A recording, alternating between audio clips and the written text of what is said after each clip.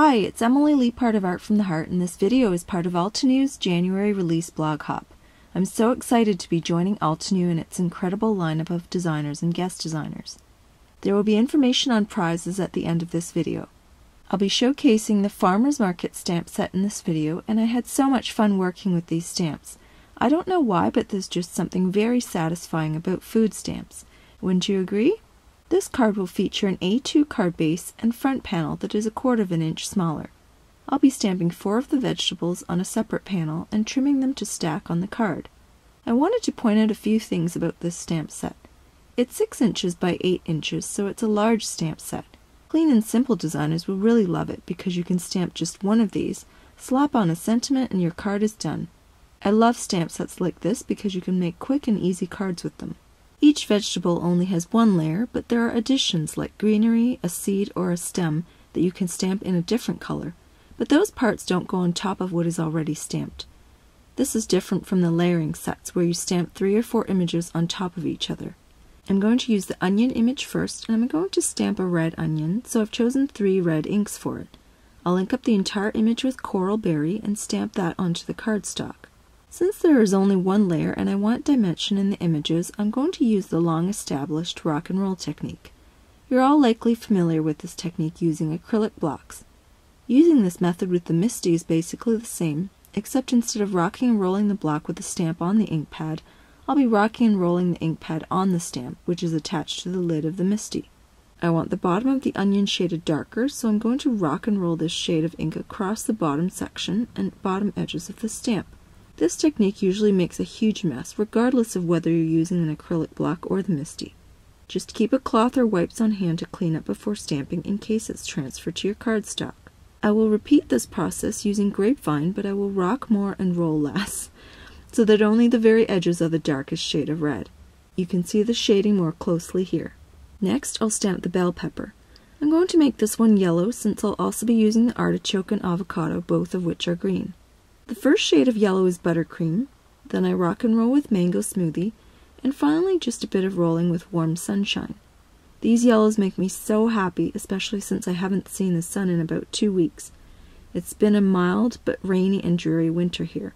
For the pepper, I not only use the technique at the base, but I want to add depth to the top where the stem will be.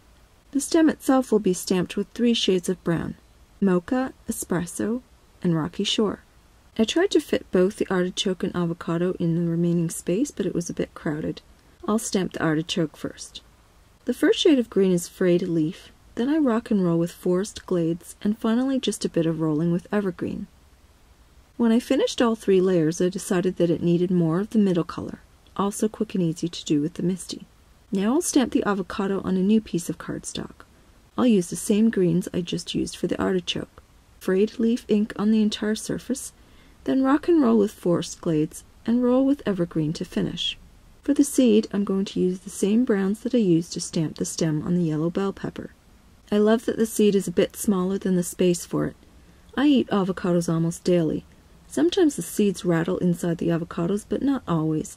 I do like this look for the stamped version of one of my favorite fruits. Now it's time to fussy cut all of the images. You can use the dies if you have them, but these are very easy shapes to cut out. I do have a great tip for you when fussy cutting.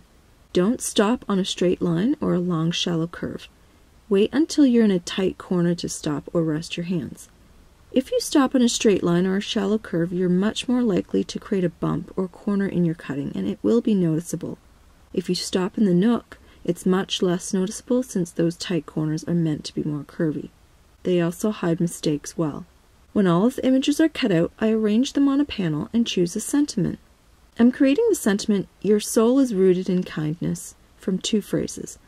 I'm not a fan of slapping flag tags or banners on top of images, mostly because it obstructs the beautifully stamped images and I want them front and center. Even if I used vellum, it would still dull the bright ink colors. Here comes my favorite step of the entire card, getting that sentiment across all 4 layers of fruits and vegetables. I pop the entire stack into the Misty.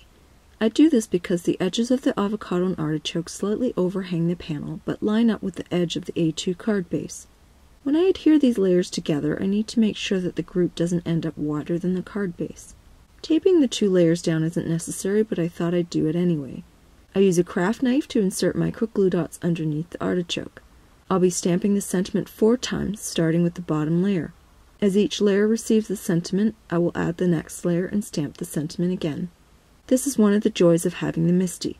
I can create these amazing stamped layers that I wouldn't necessarily attempt if I was just using an acrylic block. I love using my design ruler just to make sure everything is centered. Then I apply black pigment ink and stamp the sentiment. Now I want to secure the red onion. I bring back all 3 images since I need to use the others to make sure the onion is positioned properly. Again, I use micro glue dots to hold the onion in place and stamp the sentiment. Next is the yellow bell pepper. I can't get over how real it looks. I really love the yellow inks. I had to ink up the sentiment and stamp it on the pepper a second time. The reason for this is that the stack is getting higher as I move from right to left. It's getting harder for the ink to reach down on the left side of the images. The right side hits the ink first since it's higher on that side. Finally, I can attach the avocado and stamp the sentiment one last time. Now that all the stamping is done, I can assemble the card. I'm going to attach the panel flat to the card base and pop up the row of fruits and vegetables. I also want to add a silk bow to the stem of the yellow bell pepper. The card can definitely be finished as is, but I wanted to add a cute little embellishment. At first I thought the bow would go on the stem of the artichoke, but it looked much better above the sentiment. I cut the forked tails short and sweet. Then I attached it to the stem with a micro glue dot. I use my design ruler one more time to make sure the sentiment is straight before adhering the images onto the panel. This card needs one more thing, so I'm going to add shimmer with my Wink of Stella pen. I just brush it along the bottoms where the darkest 2 colors appear on the images. I love how it does double duty and actually highlights the shading of those inks. Now my card is done. Please refer to the supply links below if you're interested in any of the products I used in this video. As part of this blog hop, Altenew is giving away a $50 gift certificate to 3 lucky winners, so be sure to leave a comment on their blog. I'm also drawing a winner to receive a $30 gift certificate from comments left on my blog, so be sure to comment there too. The link to my blog post for this video is down below. Thanks so much for watching.